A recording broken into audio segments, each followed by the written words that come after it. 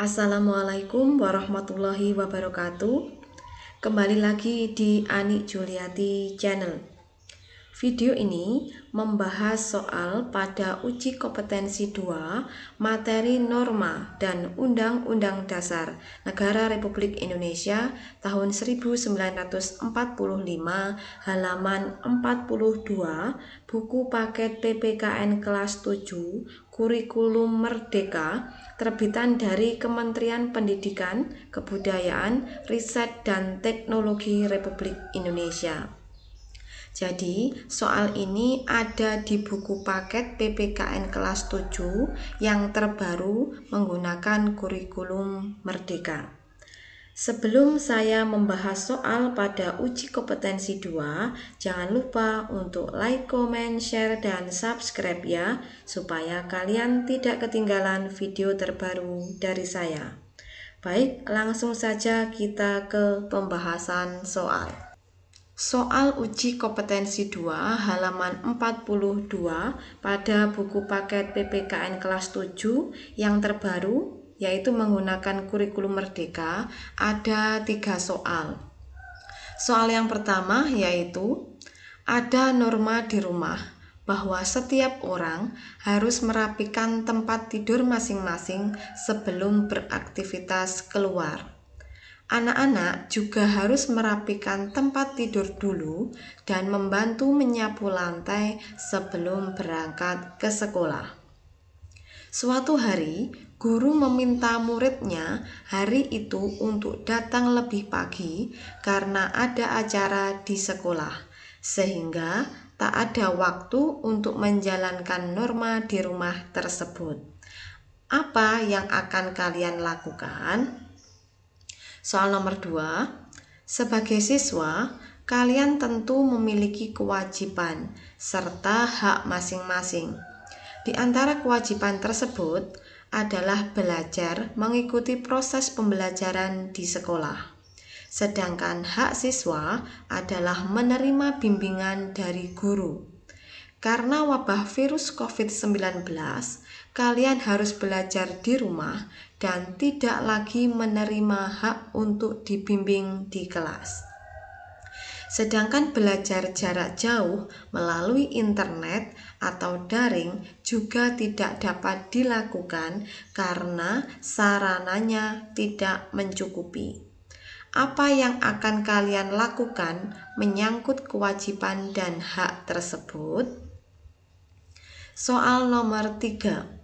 Berdasarkan Undang-Undang Dasar Negara Republik Indonesia tahun 1945, awalnya Presiden Indonesia dapat dipilih berulang kali setiap 5 tahun. Melalui amandemen pertama tahun 1999, aturan itu diubah. Setelah 5 tahun menjabat, Presiden hanya boleh dipilih sekali lagi untuk 5 tahun berikutnya. Menurut kalian, apa yang akan terjadi kalau tidak ada amandemen itu? Bagaimana kira-kira keadaan Indonesia tanpa amandemen tersebut?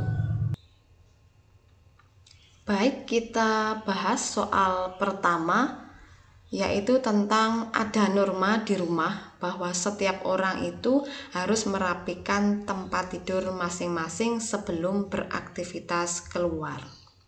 Nah, anak-anak juga harus merapikan tempat tidur dulu dan membantu menyapu lantai sebelum berangkat ke sekolah. Nah, ini ada kata harus. Berarti sebelum beraktivitas itu anak-anak diwajibkan untuk merapikan tempat tidur dan menyapu lantai. Nah, suatu hari guru meminta muridnya hari itu untuk datang lebih pagi karena ada acara di sekolah, sehingga tidak ada waktu untuk menjalankan norma.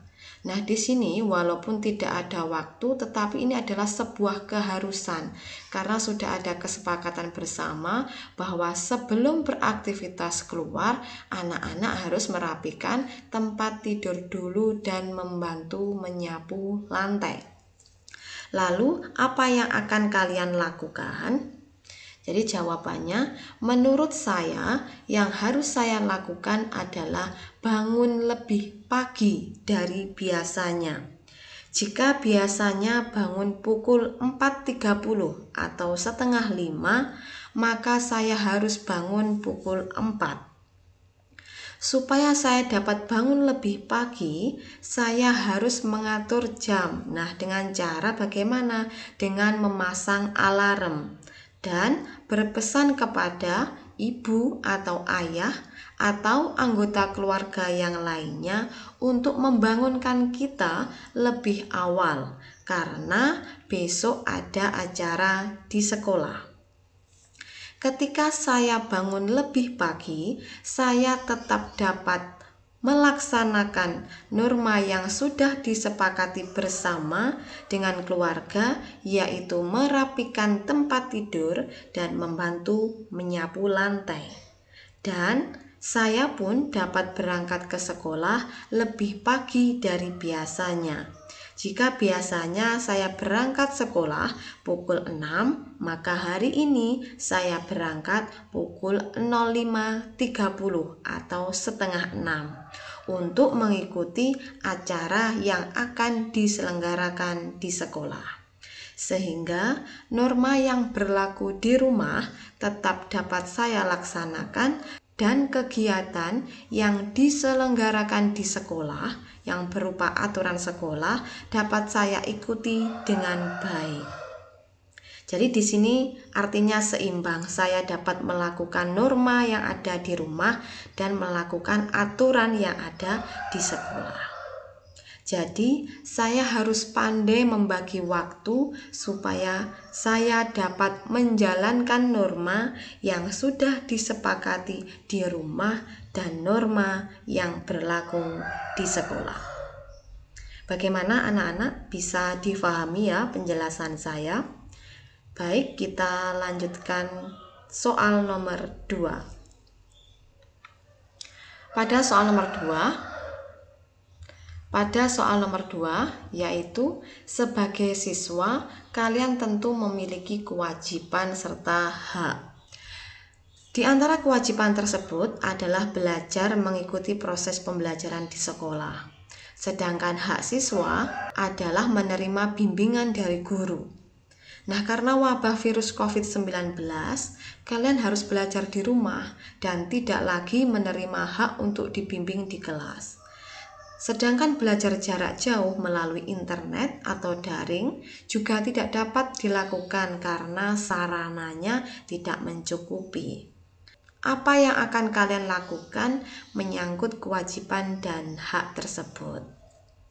Jawabannya yaitu, salah satu kewajiban kita sebagai siswa adalah belajar. Meskipun terkendala COVID-19, kita harus tetap belajar. Jika kita tidak mendapatkan hak kita, yaitu menerima bimbingan dari guru secara langsung, maka guru dapat memberikan pembelajaran dengan cara memberikan materi atau latihan soal secara tertulis.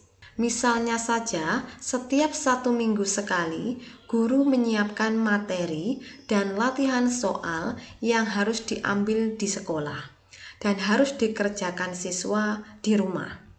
Selanjutnya, siswa 1 minggu sekali datang ke sekolah untuk mengambil tugas minggu ini dan mengumpulkan tugas minggu lalu. Siswa dapat belajar sendiri dengan cara memahami rangkuman materi yang sudah disiapkan oleh guru. Dan jika kesulitan, kita bisa bertanya kepada ayah, ibu, kakak, atau saudara kita yang ada di rumah untuk membimbing kita dalam belajar. Ketika kita tetap mengalami kesulitan dalam belajar, kita dapat menuliskan kesulitan kita di buku tugas. Selanjutnya, guru akan mengoreksi tugas yang sudah kita kumpulkan dan akan memberikan catatan dan jawaban atas kesulitan yang sedang kita alami. Sehingga meskipun situasi pandemi COVID-19, guru tetap dapat memberikan hak siswa, yaitu memberikan bimbingan belajar meskipun tidak secara langsung, dan siswa pun tetap dapat menjalankan kewajibannya untuk tetap belajar. Bagaimana anak-anak? Cukup jelas ya? Soal nomor 3. Berdasarkan Undang-Undang Dasar Negara Republik Indonesia tahun 1945, awalnya Presiden Indonesia dapat dipilih berulang kali setiap 5 tahun. Melalui amandemen pertama tahun 1999, aturan itu diubah. Setelah 5 tahun menjabat, Presiden hanya boleh dipilih sekali lagi untuk 5 tahun berikutnya. Jadi masa jabatan pertama 5 tahun, masa jabatan yang kedua 5 tahun. Jadi kalau terpilih kembali, masa jabatan Presiden adalah 10 tahun. Menurut kalian, apa yang akan terjadi kalau tidak ada amandemen itu? Bagaimana kira-kira keadaan Indonesia tanpa amandemen tersebut? Jawabannya, jika Undang-Undang Dasar Negara Republik Indonesia tahun 1945 tidak diamandemen atau tidak diubah, maka Presiden dapat menjabat lebih dari 2 periode, yaitu 10 tahun. Seperti yang kita ketahui bersama bahwa sebelum Undang-Undang Dasar Negara Republik Indonesia tahun 1945 diamandemen, Presiden pertama dan kedua di Indonesia memiliki jabatan yang sangat lama.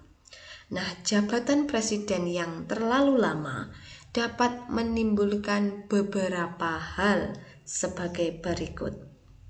Yang pertama yaitu penyalahgunaan kekuasaan. Misalnya saja dengan melakukan korupsi, kolusi, dan nepotisme atau yang kita singkat dengan KKN. Nah, korupsi sendiri merupakan penggelapan dana milik negara maupun milik swasta untuk memperkaya diri sendiri dan keluarga. Sedangkan kolusi merupakan kerjasama dengan cara melawan hukum untuk melancarkan kegiatan korupsi. Sedangkan nepotisme merupakan perbuatan yang melawan hukum untuk kepentingan keluarga, kerabat, maupun kroninya. Misalnya saja nepotisme itu pemberian kekuasaan atau jabatan kepada suami, istri, anak, saudara, orang-orang yang memiliki partai yang sama untuk diberikan jabatan dalam pemerintahan. Ini namanya nepotisme.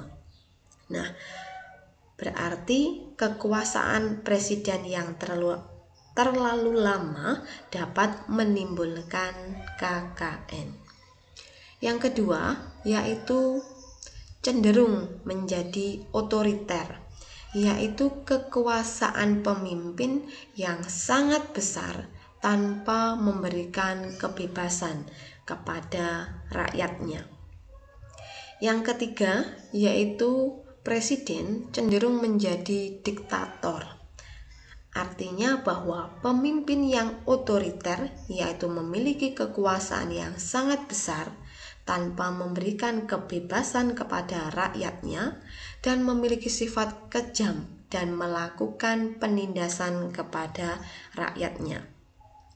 Jadi dari penjelasan saya dapat difahami dengan jelas ya bahwa otoriter dan diktator itu berbeda. Kalau otoriter yaitu kekuasaan yang sangat besar tanpa adanya kebebasan. Kalau diktator sudah otoriter ditambah lagi kejam dan melakukan penindasan maupun pembunuhan dengan semena-mena. Yang keempat, yaitu prinsip negara demokrasi tidak akan terwujud karena rakyat tidak diberikan kebebasan. Yang kelima, tidak adanya regenerasi kepemimpinan. Jadi pemimpin ini akan dari keluarga mereka sendiri, kerabatnya, partai yang sama, atau pendukung dan simpatisannya. Yang keenam, yaitu timbulnya kultus individu. Apa sih sebenarnya kultus individu itu? Jadi, mengkultuskan dirinya sendiri, yaitu menganggap bahwa dirinya adalah pemimpin sebagai figur yang ideal, bijaksana, dan pahlawan yang dipilih Tuhan untuk memimpin sebuah wilayah. Biasanya, pemimpin seperti ini akan menggunakan media massa, propaganda, atau metode lain untuk menciptakan image atau pujian yang berlebihan tentang dirinya yang sangat cocok dan ideal menjadi pemimpin. Hal ini dilakukan untuk melanggengkan kekuasaannya supaya dapat memimpin lebih lama. Lalu bagaimana kira-kira keadaan Indonesia tanpa amandemen? Jadi keadaan negara Indonesia tanpa adanya amandemen Undang-Undang Dasar Negara Republik Indonesia tahun 1945 akan menjadi negara yang diktator. Rakyat Indonesia akan ditindas karena tidak adanya kebebasan yang diberikan negara kepada rakyatnya. Jadi jawaban yang saya paparkan pada video ini bukanlah jawaban yang mutlak. Anak-anak bisa menambahkan berdasarkan buku atau referensi yang lainnya. Demikian video pembahasan soal pada uji kompetensi 2 halaman 42 buku paket PPKN kelas 7 kurikulum Merdeka. Terima kasih sudah menyimak video ini dengan baik. Semoga bermanfaat dan sampai jumpa pada video saya selanjutnya. Wassalamualaikum warahmatullahi wabarakatuh.